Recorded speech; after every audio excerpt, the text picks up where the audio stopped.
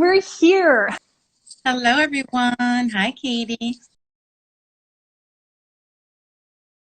One of the fair trade principles, which has to do with payments at a fair price. Because when a group of people who are economically disadvantaged, especially, and if they're spending time and resources to create samples, they should be paid for them no matter what. And we were having this really cool conversation. We wanted to kind of bring it here because not that many people probably realize what is happening in the fashion industry outside of the fair trade realm.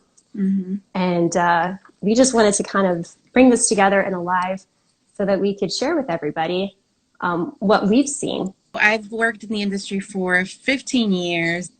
The factory owners are also desperate for work. And sometimes there are companies that take advantage of that need for work that they'll request like hundreds of samples to get made up front before an order is being placed, and then never place an order and then never pay them.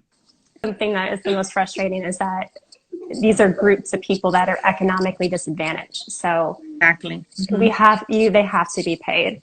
I've also seen, like, for the production side, where working with retailers directly, if an item wasn't selling well in a department store, the retailer would come back to the manufacturer, Mm-hmm. and then they'll issue a chargeback.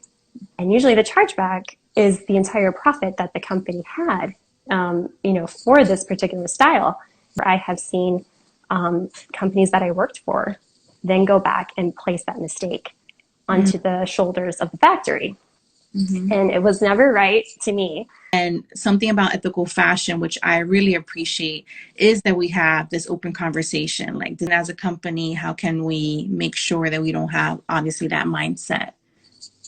This is good. And there's always room for us to improve. But I think that us having that willingness to be taught and that humility is pretty huge. So, but I thought this was a really great conversation. Thank you, everyone, for joining us today. Thank you. We got a goofy 7-year-old hanging out with us today.